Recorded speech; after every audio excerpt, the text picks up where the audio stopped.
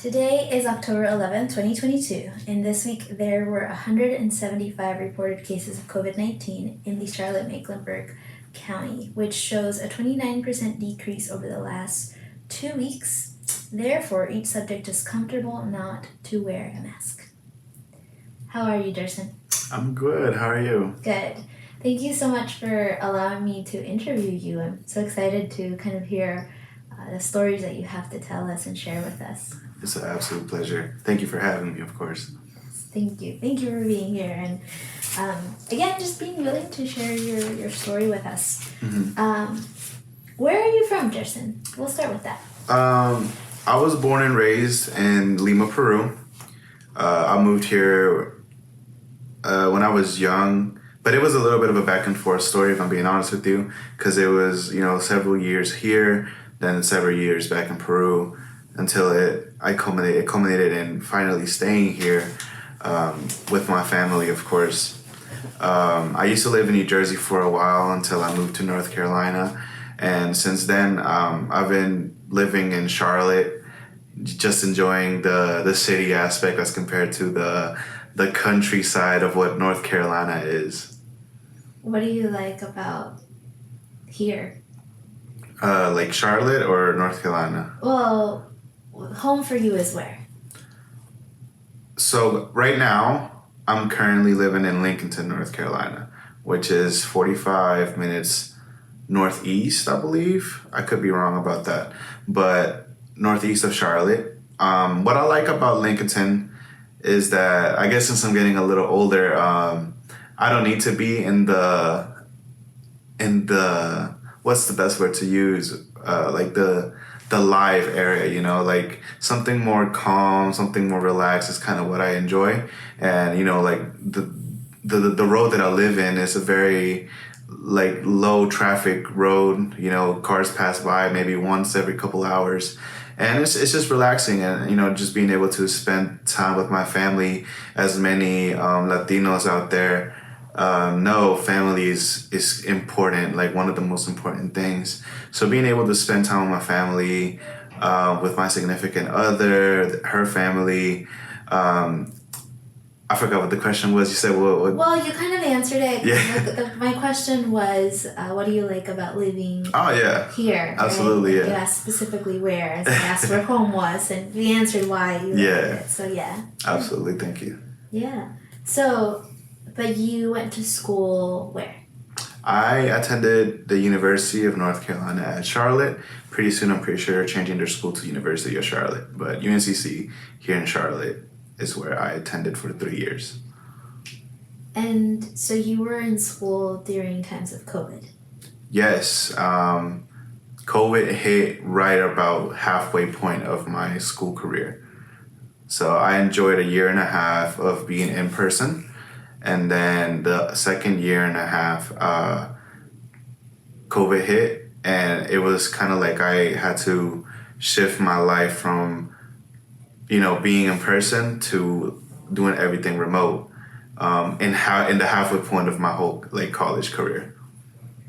And what experiences do you remember from the beginning of COVID, the sort of the exponential growth that happened, its climax, and then I guess dwindling down? What do you remember from that? Well, COVID was kind of a roller coaster of a ride for me, because it started off being something that we joked about. I was very ignorant about it at first. So I remember it was around February that me and my friends, we went to spring break, and very, very naive of us, we went to Miami, which at that point was a hot spot for COVID. So we were there, enjoying life. We were going to the clubs, and we came back from Miami. We were gone for about a week. We came back from Miami, and within 2 days, the school shut down completely. They sent us home, and it was kind of one of those things that was like, oh yeah, send me home. I want to be at home, without knowing the repercussions, because the university first said that we were going to go home for 2 weeks. only 2 weeks. And, the idea was like, oh yeah, we're going to come back in 2 weeks. Everything is going to be okay. But obviously it didn't end up being that way. And I think that's whenever the shift occurred, because I went through life drastically changing. I was living at a house with a fraternity brother of mine, but he was an older brother. He was, I believe he's 32 at the time. He has a wife, and he has 3 kids. So he was very happily and willing to rent out a room for me for $200 a month. So that was kind of my living situation at that time. And I used to work at a restaurant, but due to the fact that I had school and my school schedule was very demanding, I would only be able to work on weekends, which if if you're not part of the restaurant business, you wouldn't know that the weekends are the most busiest days to work. So people always want to work the weekends. So it was kind of tough because my job could only give me so many hours because they felt like other people deserved it more since they were there more often. So it was kind of like I was living off scraps. I would go to work, make enough money to pay my car throughout the month and then be able to pay the rent. But, God willing, that my fraternity brother was always very happy to cook for me and make sure that I ate. And I think that was a very, very like loving way to show, like that relationship / fraternity that we had together. But once COVID hit, my job let me go. I'm sure as many other people in the restaurant business had to deal with. Of course, for a couple of weeks, they still stayed open, but they reduced their employee numbers very low. And of course, like I said earlier, they kept the people who they felt deserved to stay rather than the ones that didn't. So since they viewed me as somebody who was just there because he needed to work here and there, rather than give them my whole attention, they felt like I wasn't, worth keeping. So during that period, I had to move back with my friends, which was something that had to, it was a humbling moment. I had to put my pride to the side and message them and tell them, hey, I have to move back. And after 3 years of me living on my own, I already moved out way before that, and I was enjoying the quote unquote freedom. I was able to go back and live with them. And I think that one of the things that really impacted me at first was to realize how much I've missed, because I would go home, on maybe weekends, depends, because of course I was working on weekends, but maybe weekends or of course holidays.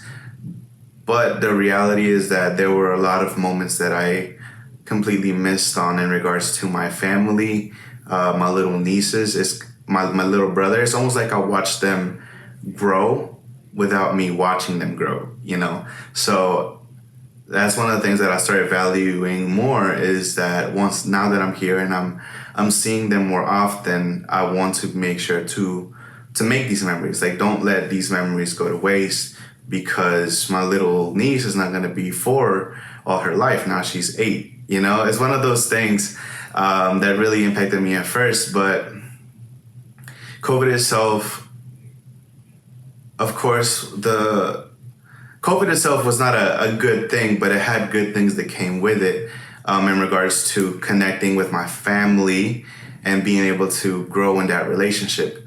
But then, of course, you can only do that for so long, because when you have all these people inside a house, it can become a little hectic. There's a lot of characters, there's a lot of attitude, especially with the little girls, But, during that period, like I said earlier, it definitely helped us get closer with each other.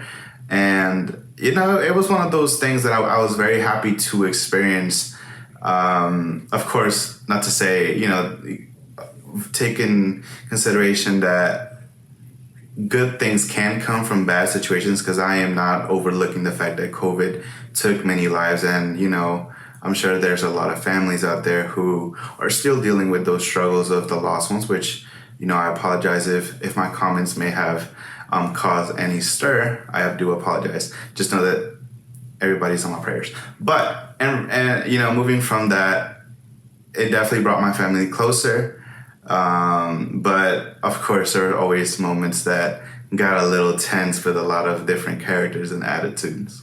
Yeah. So first of all, I want to say that I think, all have, at least from this project, we're seeing a lot of things that were maybe experienced more negatively, but we also see a lot of positivity in it. So I definitely understand where you're coming from, right? Where I don't know if it's like guilt or where it really comes from, but there's two things that kind of come out of COVID, and that's either positive or negative. So we want to be able to expose both of those things. Right. So thank you for that. And a question that I have from what you just shared is that you said that you moved in with your family after losing your job and still having to be in school and providing for those responsibilities that you had. Mm-hmm. So who is in your family that you moved into your house? You said your nieces. Yes. Okay. Did they live in your house or? Yes. So my father, mother, and little brother were the ones that I moved in with. But also during that period, my sister and her husband is in the military and he was deployed to Kuwait. During that period, she decided to go live with my parents as well because she's a full-time nurse and, doing everything by herself and having two little girls was a little bit hectic. So she needed that support. So her and the two girls were living there now, and then I moved back in, and then my older brother, who was living in Boone, within a couple months moved back in too. So we all just came together. Oh my goodness! So it was really a bundle of joy. I'm sure. Yes, there was a lot. It was very hard to have privacy sometimes in that household unless it was nighttime when everybody's going to sleep. And so you were doing school online at that time? Yes, which, just like we said earlier, had some good and bad things, of course. Graphic design wise, I'm a graphic designer, by the way, in case we missed that. Or actually, I just brought it up. But I'm a graphic designer. And one of the things that was impactful, I guess, at first, whenever we were remote, is the fact that I was used to working in an environment. So when I would design, I would be around, my class was a total of like 22 other people.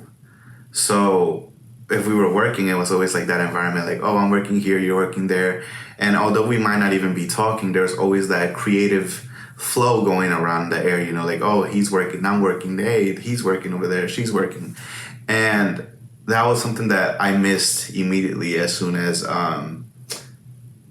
COVID hit, because of just the fact that I didn't have that creative support. So it was kind of like, what do I look at? Like, who do I ask for inspiration? What are you doing? What do you think should be best for this? And that disconnect was very impactful at first, because all we're doing is taking classes online. We're logging into Zooms. Nobody wants to talk. People have their cameras off. You can only do so much. But it also, which this is kind of funny in regards to my last year in general, or rather my last semester, but my last year, sorry. I decided that, towards my last year is kind of like when COVID was starting to get a little bit more lenient. So like people were allowed to like go to work again and stuff like that, I decided not to get a job. The reason being is that although I was never a bad student, But I was always a student, and I always remember this because my teacher told me this one time. He said, he once told me, you have a lot of potential and a lot of talent, but every single time you turn something in, there's always something like that, something about your work that is just missing. Like you're missing that oomph, like that final thing. And the reason why that was always the case was the fact that work was a priority for me to live. So I would go to work so I could be able to pay for my car, pay for my apartment, and then eventually sometimes eat, you know? So I couldn't fully give my 100% to school. So on my last year, I told myself that I wasn't going to do that because this is an opportunity that I couldn't take away. I'm living under my parents right now. They're paying for things, thankfully, and they're giving me food, right? So I told myself that I can't let this like just slip by, this opportunity to just focus 100% and give it my all to school. So my last year, it was really kind of like focus on this, give it your all, and see the outcome, which, you know, ultimately was a great outcome. So, yeah. Yeah, so why do you say that it ultimately is a great outcome? Because ultimately, I mean, obviously there were a lot of bumps in the road. Just like any new thing, there's a lot of adjusting to do, which was the reality of remote life, remote school, and now that I graduated, because it's been a year since I graduated, I also had to adjust to remote work.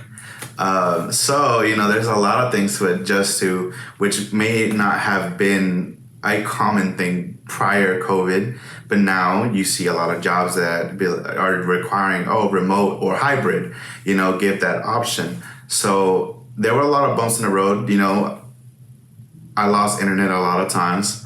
You know, sometimes things like that is kind of hard to like tell your teacher, hey, I know that I missed class again, but my internet is not the best or something like that. And I also had a couple bumpy moments whenever I wanted to go see my friends, because a lot of my friends, you know, like they live together, so they're in that area. And of course, Charlotte being a bigger city, there was a higher rate.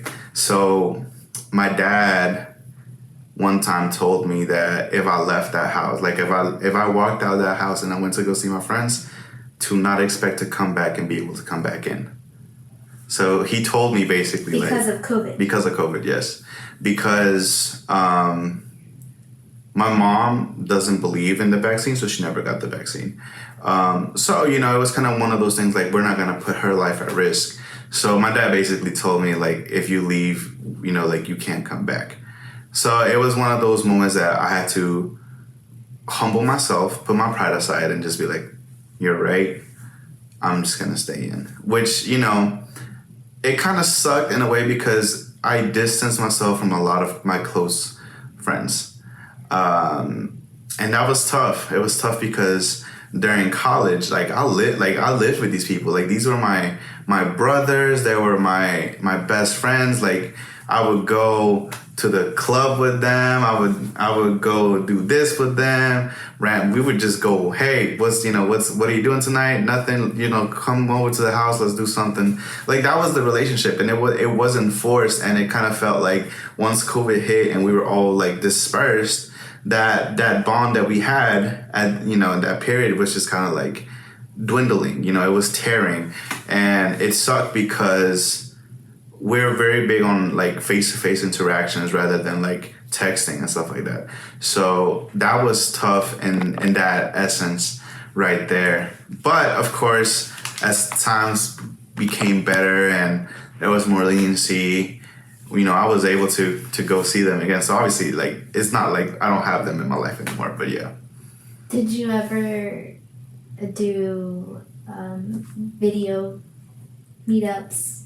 Do Zoom? Yeah. Well, with my friends, no. If I'm being honest, we were too cool for that, you know. No, but Zoom was definitely the biggest help. One of the things about me is that with the fact that I wasn't working, I also took it upon myself to become really involved in school. Not just like academically, but outside school. And I guess you could say that I was considered a student leader. No, that's the actual name that they give us. So I was very involved on campus activities, even though I wasn't on campus. Regardless, though, that was one place that my parents were okay with me going because the school was kind of empty anyways, and they really focused on making sure that everything was clean and such and such and such. But it was I became the president of an organization on campus, and Zoom was probably the biggest thing to help us get back into that flow. So I became the president of this organization called AIGA, which is basically an organization for graphic designers. But one of the things that I know about UNC Charlotte is that their graphic design,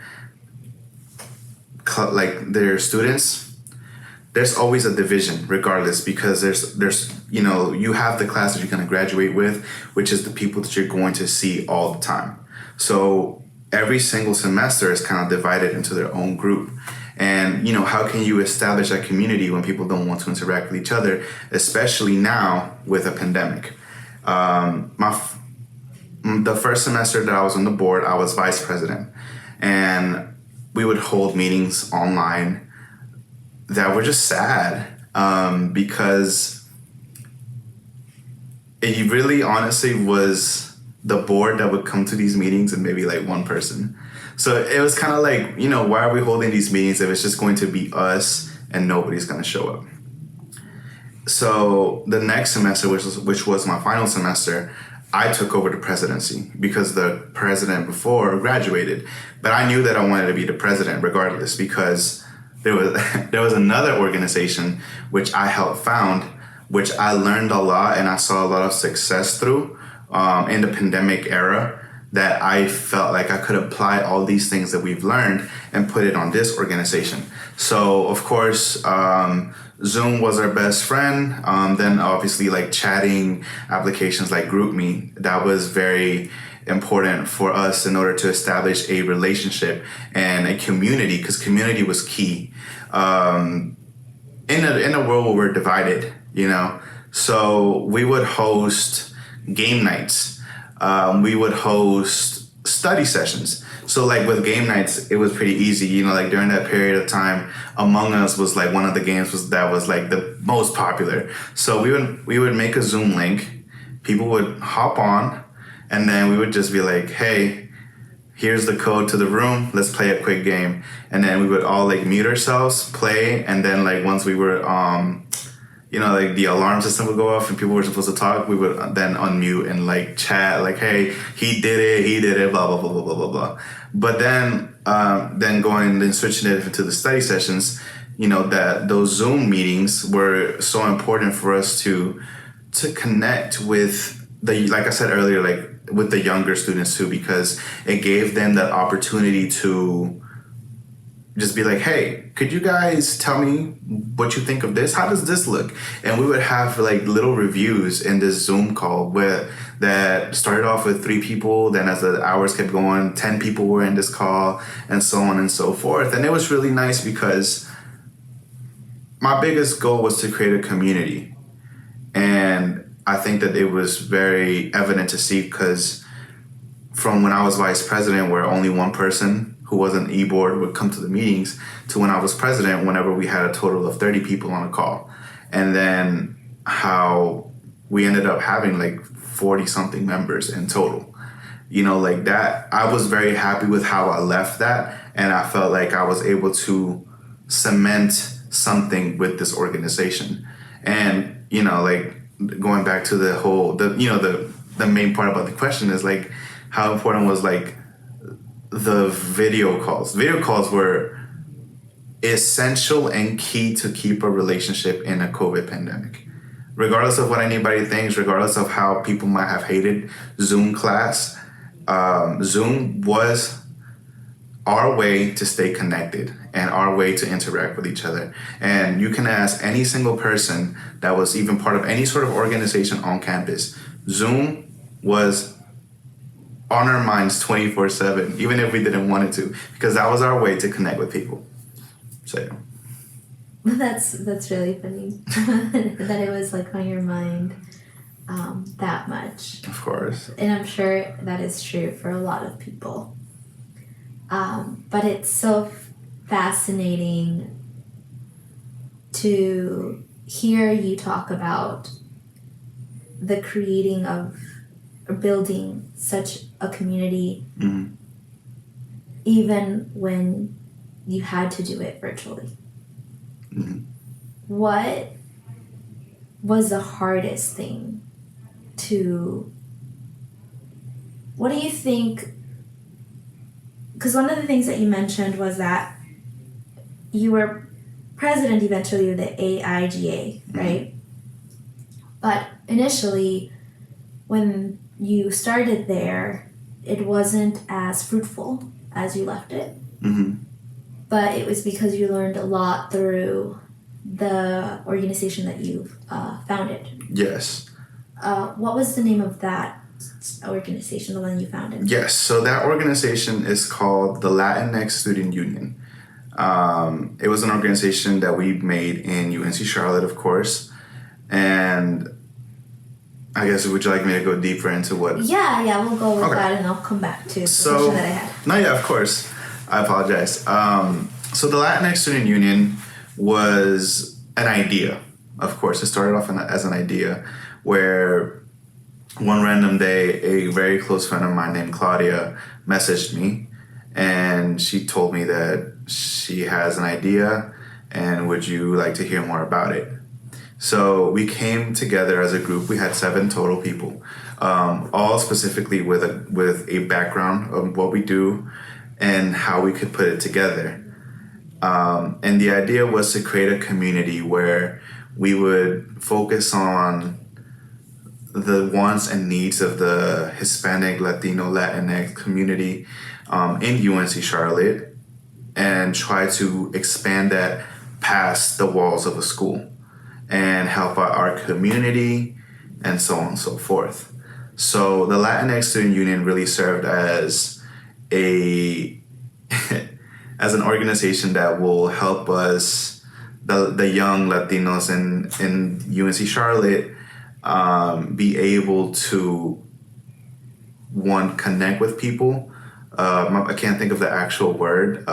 What is it, like, make connections? I can't think of the word, but networking, that's the word. Yes, to network with individuals, and then to also, we were very keen on community service. Community service was probably one of our most important things, and then of course focusing on growing as a community in Charlotte, because although there were a lot of like Latino organizations on campus, there were more kind of like hangout things, you know, and there wasn't an actual goal. So this organization that we set up, we wanted it to be more, and I believe we did, because ironically, we actually ended up winning Organization of the Year on our first year. Our first meeting, we had 30 people, and the next year, which I was after I had already graduated, but I went back to see how it was because it was our first in-person meeting. Our next year, the first student body meeting had over 100 people show up. And that was incredible because, you know, I watched, you know, kind of like, it was kind of like one of my baby, right? Like I watched the humble beginnings, and then to see where it's at now, it's just incredible to see how far the organization has become, but not just that, but how much the young Latino man and woman in this city, in this school, want to put the effort to grow as a community. And I think that was really, really impactful moment for me, especially to have started it off in a pandemic era, like our first meetings were Zoom, going back to the Zoom thing, our e-board meetings were Zoom. That's how we started. Like that was our foundation of the LXSU, Latinx Student Union, was Zoom every other 2 weeks on a Wednesday at 7 p.m. Show up. If not, don't show up. That was our foundation, and look at where it's at now. So I'm gonna come back to a lot of that because I think you mentioned a lot of really good nuggets that I want to make sure that we hit. Mm-hmm. Because there's a lot kind of happening with that, and I love it. Thank you so much for bringing that up. Mm-hmm. But before I forget, I'm going back to the question that I wanted to ask about how, with the AIGA, how do you feel like it was different than the Latinx Student Union? Well, AIGA, first and foremost, I was alone. My board members from the last semester basically left me. So it was really up for me to restart everything. Plus, although, like there is a community-ish in the graphic design world, it was very different from the Latino community in UNC Charlotte. And the reason why that is because there are already organizations that were established, such as fraternities, sororities, and then like other organizations like HCAP, LASSO. So there was already like a Hispanic community, right? But there just wasn't a different initiative of what we wanted. So with AIGA being the only graphic designer organization that we had, and it already being a struggle to get people involved, like it was kind of like trying to take everything all at once. And AIGA, it was struggling for years. Like they would hold meetings, not a lot of people would show up, and then, or maybe like one meeting was held and a lot of people showed up, right? And then the next week, only 4 people showed up. So there was always that struggle because going to school for graphic design, although it may seem like a simple career or something easy, it's actually a very demanding career to have. You spend a lot of days in school and looking at a computer for hours. You might even stay the whole night, which I have done before. I have stayed the whole night doing an assignment that needs to be done. So if people are on their own, like, of course, not a lot of people are going to want to be part of this. So I feel like in the design community, there was a lack of commitment and initiation.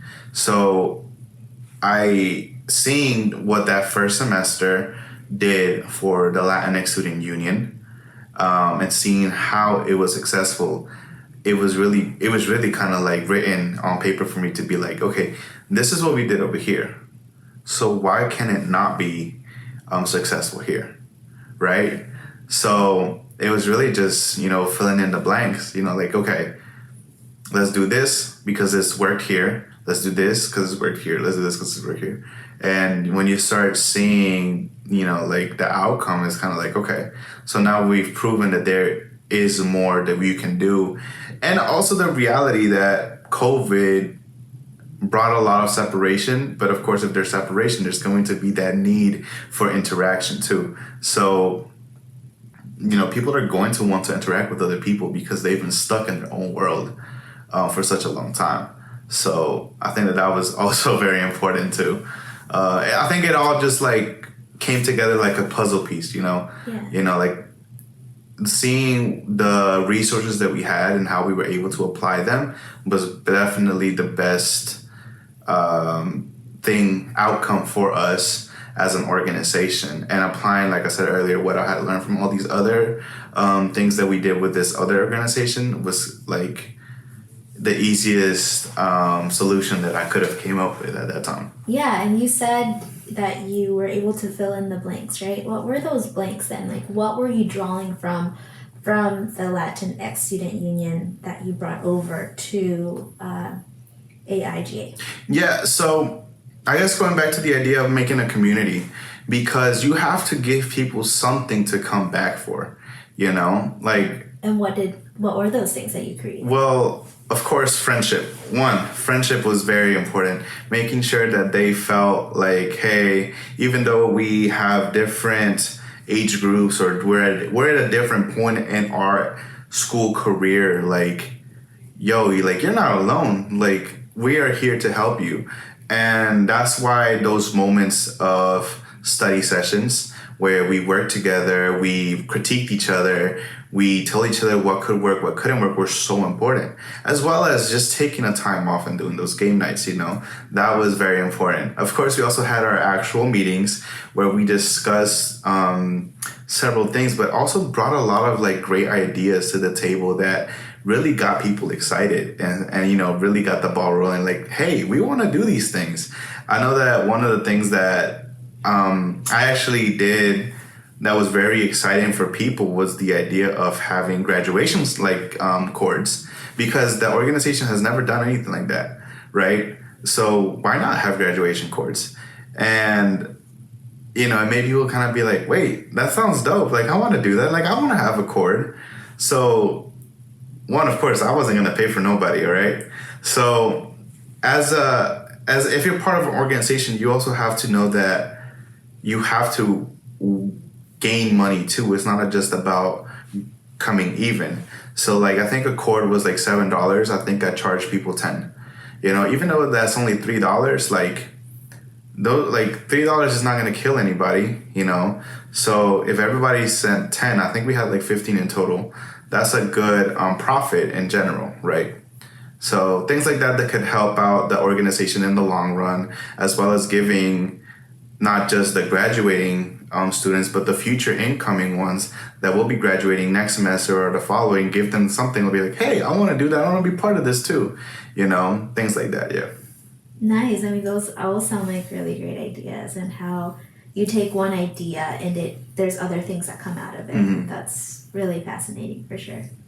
So I want to go back to the Latinx Student Union. Yes. You mentioned that some of the things that you guys worked on was networking, community service, and growing the community in Charlotte. So I want to hit up on those points right there. So how did networking work through COVID? What did you guys do there? Well, I think that one of the most important things to take note is that professionals that are Latino are more than willing to help out the young generation. And it's even like, it can be so like in your face that you don't even notice it. Like, one of the things that was so important for our students to meet with, the people who were to meet with, was the UNC Charlotte Caucus, which is the organization of Latino teachers. So all of the Latino teachers that are UNC Charlotte have a community, and things like that, like meeting them, right, and talking to them. We would have panels where we would ask questions and they would answer. We had that a lot of, and like, as well as professionals in different fields in the community of Charlotte in general. I think that's honestly one of the best ways to do that. We did anything in regards to networking, because you would be surprised as to how many Latinos would want to help out in any single way that they can for the young generation. I think it's beautiful. I mean, you're giving me ideas to bring into the library, so yeah. You see, I think it's stuff like that. I think is wonderful. And like I said, like the caucus, like that's something that is so in your face that it would just get overlooked, and you don't really understand like the great connection that you have in front of you until you know about it. But that wasn't the only things that we did. Like, even after I graduated and they started the new semester, they did a panel of graduates, and I was involved in the panel. I was already working as a professional, and I went back to this panel to hear questions, and people asked me how I would do this or this. But it's not just about my career, because it's also about me as a young Latino man, young Latino individual in this country, and how I was able to overcome things. It's not just about, hey, you have the same career as me. What do you think about this? It's really about like, we look the same, we talk the same. How would you handle this situation? Or how did you feel about this? There was one point where somebody asked me, did you ever think about giving up? And it's pretty funny because a lot of the panelists told me that, like, not told me, they answered to the public, like, hey, yeah, I definitely thought about, quitting school, or I've definitely thought about this. And I always look back at this because it's really a moment that really had me asking myself, did I want to quit? I think that there was definitely a lot of moments that I felt tired, I felt overwhelmed, I felt stressed out. But I don't think there was ever a moment throughout my whole college career that I said, I'm going to quit. I think it was always like, this sucks, but we're almost there, or you're going to do great. You got this. It was never, I want to quit or I want to take a break. Never. So I think that being able to express that to the younger generation was also important, because I'm sure there's a lot of people that would want to say, I want to quit, like, I want to quit school. Well, maybe take a semester off. But to also hear the opposite and hear the person say, I've never thought about quitting, because for me, like, and how I told the younger kids, they're like a couple years younger than me, but how I told them, it was kind of like, for me, there was a sense of urgency to be successful. And it's also interesting to see the difference in the people that were born here as compared to the people that were not born here. Because for me, it was, I wasn't born here. So for me, it's almost like a different type of pressure. Not to take away the pressure that people that were born here have either. But yeah, like, being able to connect in that, I think, is amazing and beautiful. And just going out and reaching out to people, like, you'll be surprised as to how easily somebody is so willing to talk to you and help out, because we are the future, like, if you're in what was it? UNC Charlotte, I think during the pandemic won an award, or I'm not sure if they won an award, but they were recognized as having the highest percentage of Latino graduates in the North Carolina system, I'm pretty sure, or something like that. Don't quote me, but I'm pretty sure it was something like that. So, like, that's incredible to see. So, yeah. Yeah, wow. Yeah, we're definitely going to have to look that up. Yeah. But you said that, so you think that because you are an immigrant who obviously is striving to go through school, you felt like that because you are an immigrant and Hispanic, you felt that urgency to have to be successful? Yeah. Well, yeah.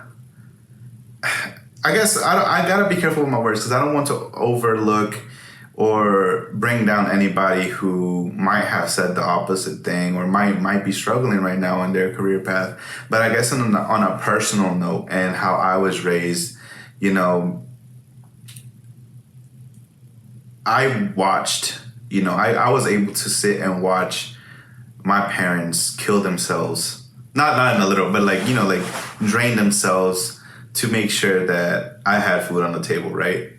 And I also watched myself not take advantage of that and be greedy and always wonder why I didn't have this or I didn't have that.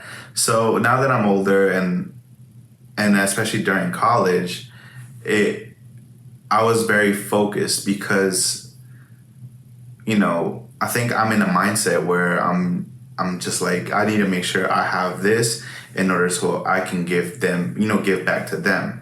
Which, a lot of people have that same mindset. But for me, there wasn't a lot,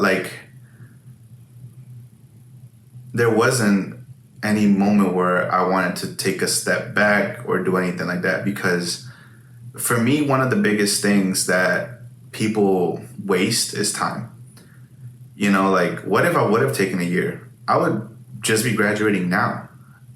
And then you look at that mindset and be like, well, now I have all this experience that is going to look good in my resume. So what if I would have done that and I'd just be graduating now? Where would I be right now?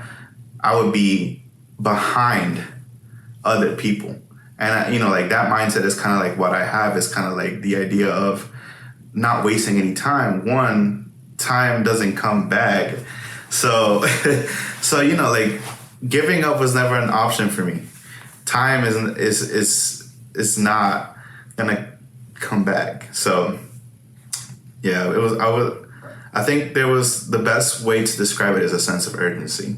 You know, with meeting my personal goals that I set for myself, that was definitely a sense of urgency because of the story behind how I got here and what people did for me. So, I've lived the poverty. Like in Peru, I was poor.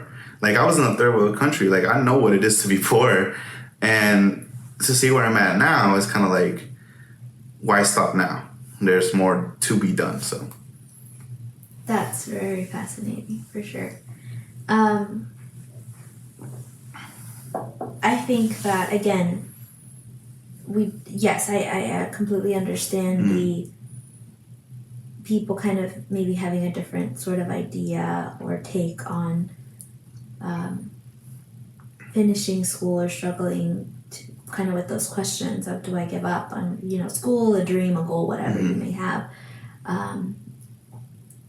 But also, we want to make sure that we highlight your path. And so thank you for sharing, that thank you. your perspective on it. Because everyone has their own path, but this is the path that you took. And I mean, I think that you've done great things with it. So thank you for bringing that to the community. So, okay, we hit networking and how you did that through COVID. And what about community service? What kind of community service did you do? And how was that experience doing that during COVID times? So, of course, we had to wear masks, not just because, we needed to, but also because since it was an organization of UNC Charlotte required you to wear masks in behalf of their name. But we did a lot of things that involved outside work, like going out to the road and picking up the garbage, as long as we stayed 6 feet apart and made sure that everybody was wearing their mask and kept that social distancing. We also had a limit of only 20 people at most. So we did a sign up sheet for any event. But we also had a lot of very impactful movements that we co-did with La Comunidad Colectiva. Shouts out to them. We worked with them in a voter registration drive. We did, I believe, 5 in total. And I think that was one of the most impactful community service we could have done, because it really allowed you to, one, get out into the community and in person, talk to people, try to make sure that they're registered to vote. And then to see that although like you're Hispanic, I'm Hispanic, we might not be the same. Like I might have more rights than you do.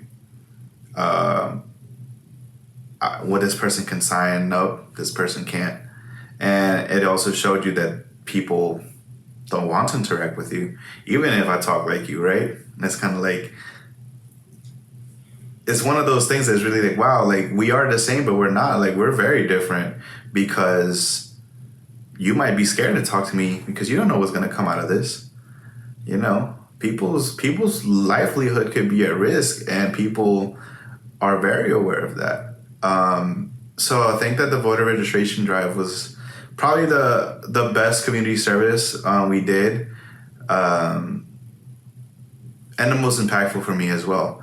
But we, one of the main keys about being part of the organization, especially if you wanted to graduate and have a stole, because we had really pretty stoles, was that you were required to have a certain amount of community service hours. So we made it a requirement. How many hours was it? I believe it was 15 hours. And that was the only way that you could actually get a stole. Which, when you give somebody a reason to do something, they're going to do it. Obviously, it depends, if they like the outcome or not. But a lot of our members really wanted their stoles. So that was one of the many reasons why people would show out to these events. And there were a lot of events. Like, I can think of other ones like Habitat for Humanity. We did. Oh, I can't believe I forgot about this one. We did a clothing drive whenever the hurricane hit. I want to say it's Honduras or El Salvador. I want to say it's Honduras. Whenever the hurricane hit Honduras during the pandemic, we did a big food drive / clothing drive, and we gathered a lot of food and clothes, and we sent it to the like, again, if it's Honduras or El Salvador, I apologize. I don't know exactly which one off the top of my head, but we took it to the embassy, and like, I have pictures on my phone of how, like, their office was just filled with boxes. Like, you would think you're in a hoarder's house.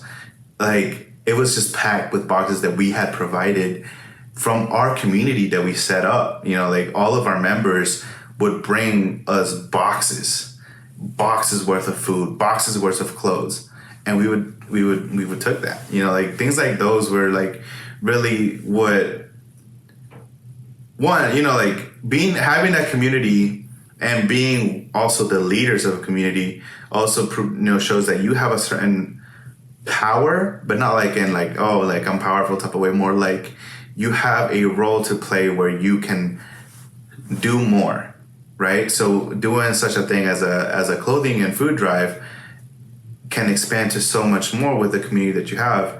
Like, imagine if it would have only been the 7 board members that gave something. Right? You know, like, compared to, hey, telling all, like, 40, 50 plus members that are here, we need this for these people. Let's do it out of the kindness of our hearts.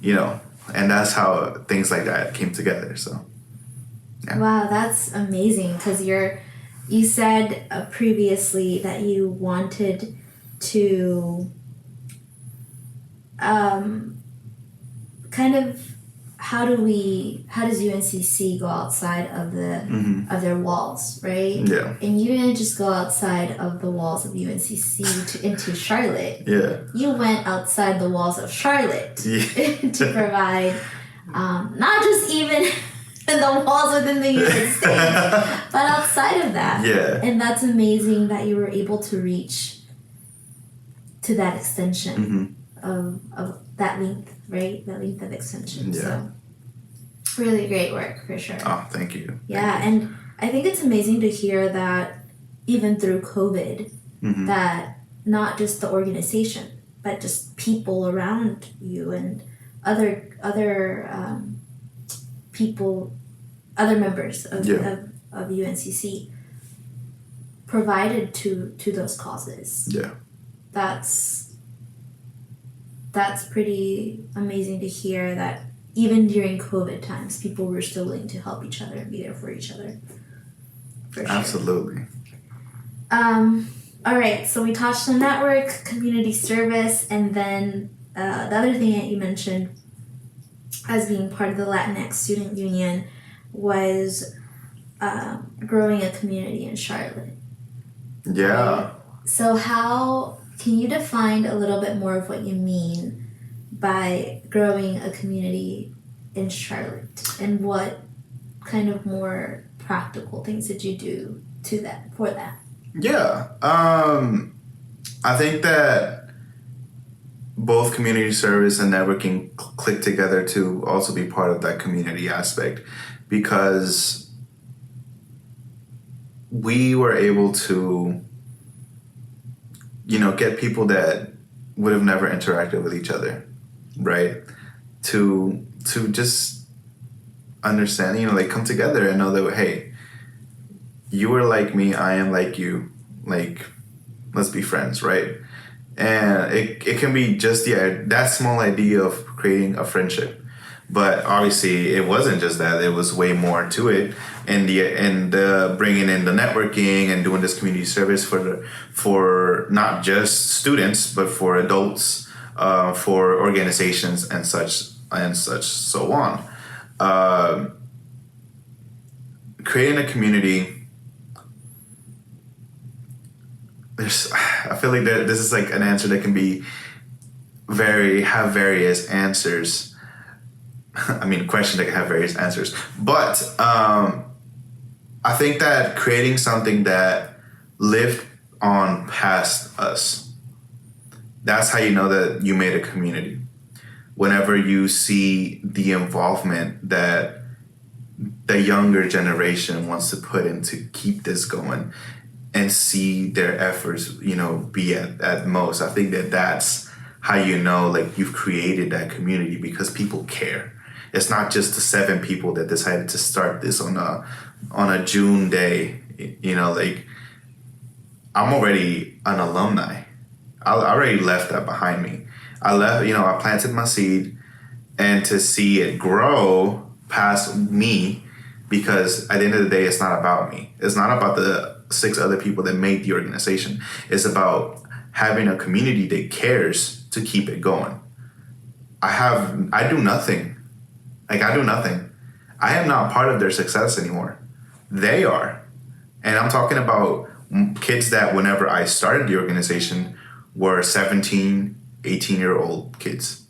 Now they're either 18 or 19, and they are doing the best numbers that the organization has ever done, not just for an on-campus organization, but for a community service organization, for a networking organization. All these different things that they're doing, they're connecting, and they're giving people the reason to come back. And I think that it goes past the idea of being members. It's like more of the idea of, like, we're family. Like, at this point, we're a family. We are the people that we're going to see each other. If I see you over there, I'm going to go want to sit or say hi to you, maybe eat lunch with you. That was the goal of what the student union was, a union to create that family aspect. And I'm very happy to say that that's what they accomplished, even if I'm not part of the way of what they are now. I mean, I feel very successful for what I was able to accomplish, but it compares nothing to what they have accomplished now. Like, I could show you a picture of their first meeting and you can be like, wow, this is incredible. So, yeah. Wow. Well, I think you definitely left a legacy in a way. For sure. I think so. Yeah. How long did it take to build, to kind of put it all together?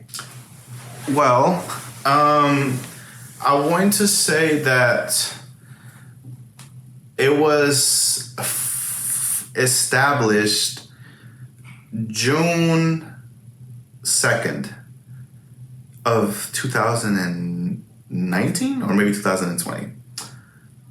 It was June 2nd, so that's whenever we all came together, all 7 of us. We Zoomed and we said, this is what we want to do. Like, we laid it down. That's whenever it became official. But of course, we didn't become UNC Charlotte organization, because UNC Charlotte has to accept it. It wasn't until September 10th that we became an official UNC Charlotte organization. So 3 months, I don't know, 2 months and a half, around that area. So it took that period of time, and it took a lot of bumpy roads because of the fact that during that period of time we had a lot of marches going on as the Black Lives Matter movement was going as well. So there was a lot of moments that we had to take a step back and really read the room, like, see, like, there's other things right now in the public that are more important than me promoting this organization, right? And if we are promoting this organization, then let's show our support for the people that are struggling right now, right? So I think that there was a lot of bumpy roads here and there, but I'm very happy with the team that we had to be able to put it together and to see, the people have interest in the organization before we even made a post, because I was the public relations manager. So I made the logo and I handled the social media. So from creating the social media, we hadn't made a post at all. But to see, like, my phone or notifications going off saying, hey, you got a new follower every other 30 minutes or 5 minutes or 2 minutes, that was really inspiring to see that people were interested. So, yeah. What do you think was the biggest hurdle you faced? Biggest hurdle that we faced.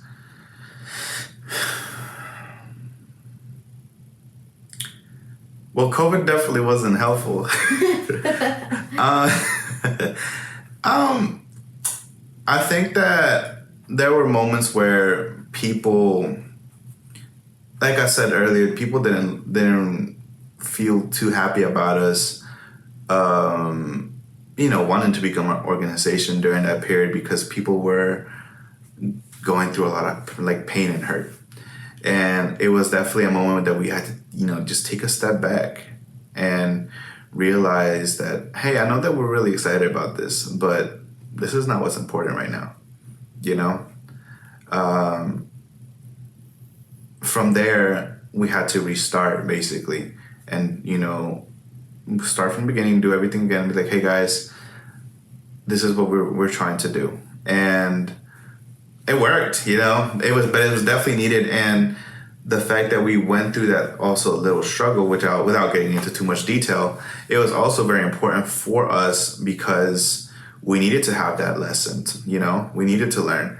Then going back into the idea of COVID-19, we had to learn how to make a successful organization throughout a pandemic where everybody is separated, everybody's doing their own lives at this moment, they're all at their homes, people are living in Raleigh and another state and all these different places, right? We had to learn how to connect and make an organization with separation. So I think that was probably the biggest hurdle in reality without it, being too conscious about that. Yeah. Well, even through a pandemic, you guys left a legacy. You guys did a great job, and I mean that the work continues, like you said, even when you're not there. So yeah. That's amazing to hear. I know we've spent a lot of time discussing these organizations that you worked on when you were a student. And I want to be respectful of your time. We are at an hour, so I don't want to take your time too much. But is there anything else that comes to mind when you think of it? I guess anything else that impacted you greatly during the pandemic that you feel like we haven't really touched up on? Something that impacted me greatly. I think that there's a lot of things that we could dive into, but they all kind of relate to a lot of things already. I think that just to see the outcome of my school career, right? Like I had said earlier, it comes back to the word outcome. Me taking that time to not work, right, for my last school year was very important because how I had said earlier, whenever I was, that student that my teacher told me that I was talented, but I always was missing that something. During my graduating presentation as a graphic designer, I made a really good video because we had to do presentations through video, and it was of course through Zoom. And I just remember as I was presenting my presentation, how you can private message through Zoom. My teacher, the same teacher that told me that before, just sent me a message and he was like, "Showstopper, you were the best." And I think that seeing that culmination was one of the most impactful moments, and to see that everything that I struggled with, whether it was through the pandemic, through the separation, through the family being all together, all clumped up, through not being able to leave the house and being separated from my friendships, all that came together for that one moment to be like, it was worth it. Now move past it and let's keep moving forward in life. So yeah. That's such a great way to end. Thank you so much for those words and for saying that. I think it really tied everything together. And did a really nice roundabout way of doing it. So thank you, Thank you. Gerson, for your time, for sharing all of this with us, and I hope to hear more about your work. Oh, thank you.